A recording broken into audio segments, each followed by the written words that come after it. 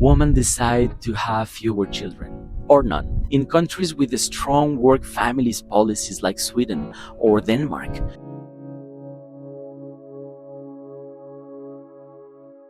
hey, I'm Luis Sotelo, and today I want to talk about something at the center of what I see every day in my work, my patients, and my research.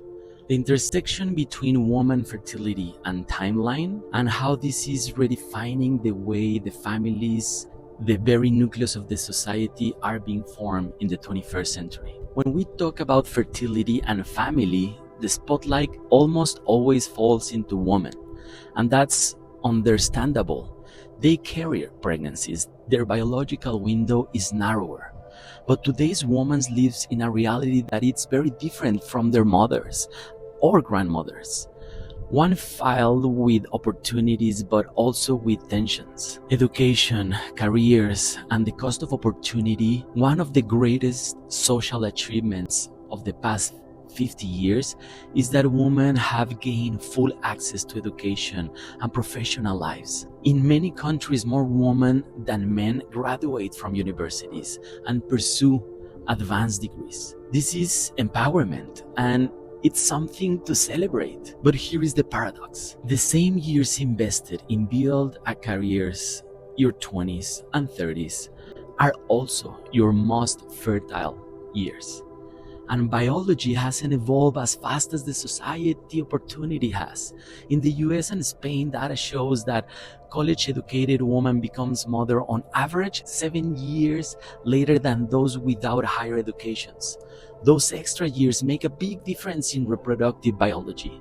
We see more women postponing motherhood, not because they don't want children, but because they want to do it at the right time, when their careers and lives feel stable.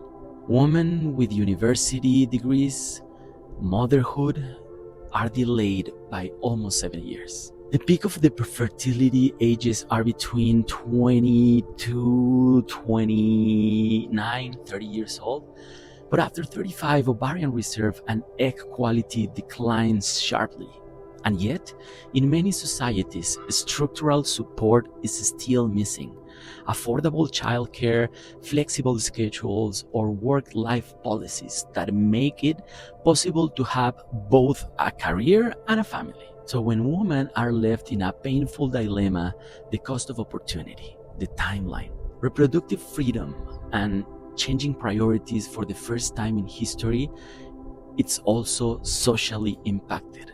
For a woman to say, I don't want children, the term child-free has replaced all the stigmas. Many women today define success through freedom, experiences, travel, and purpose, not necessarily through motherhood. In countries like Italy, Japan, and Spain, between 20 to 25% of women reach age 45 without children or any other choice that can change their circumstances. That's the highest rate in history. And this cultural shift is reshaping what we call family. It's important to understand that freedom always brings complexity.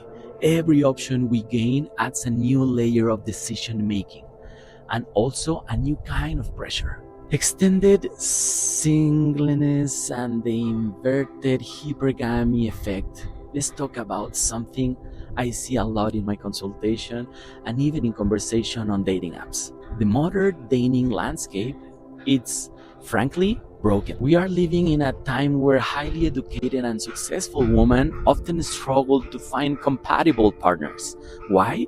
Because of what sociologists call inverted hypergamy. Traditionally, women sought men with equal or higher education or income. But statistically, there are fewer men at that level today. And many of them, when they reach a certain age, choose younger partners. The result? Many brilliant, accomplished women find themselves singles during their most fertile years.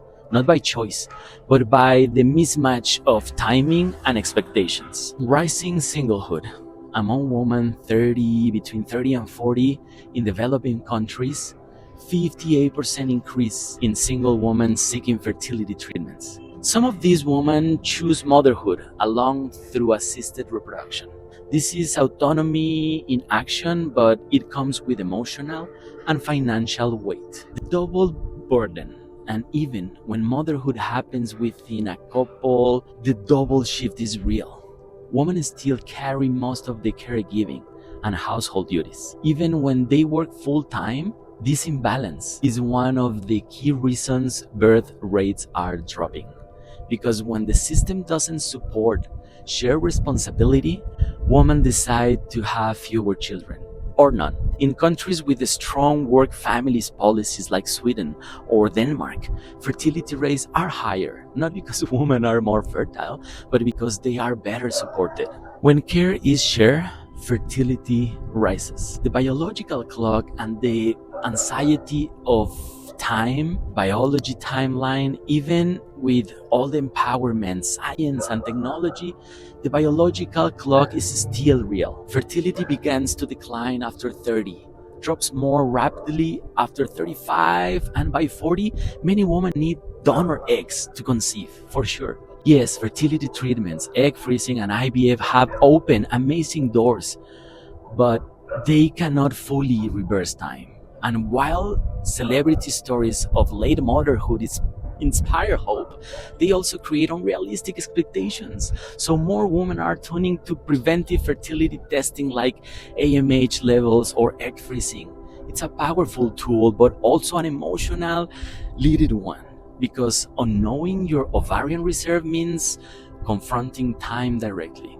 The gender disconnects, and here is where I want to link this to what I often see in real life with our patients. Men and women today want love, stability, and family, but we are not synchronized. While women are racing against time biologically, men often feel they can wait.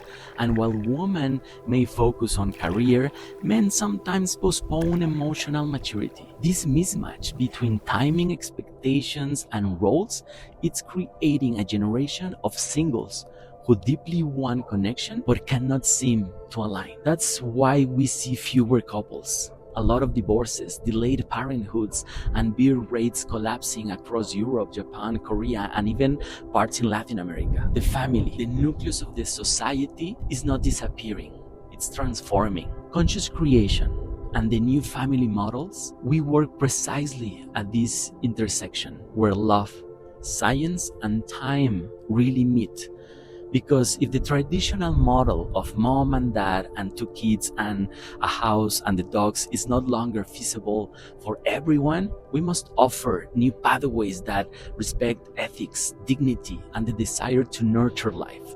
This is where gestational surrogacy becomes an essential, ethical, and conscious alternative, not as a replacement for natural parenthood, but as a solution from those who have the desire but not the biological or the relation timeline to make it happen. We see it every day, men and women who wants to form a family but cannot synchronize their timeline, their maturity, the economically. That's why surrogacy, when done with a bioethical transparency framework, allows them to still create that family nucleus, the one that sustains society. Surrogacy as a response to demographic declines can be an answer. Conscious fatherhood and motherhood as a social responsibility, that is a problem that we all need to face in today's world. New family archetypes beyond the traditional model, rebuilding the nucleus of the society. When we ask why families are harder to form today, we have to look.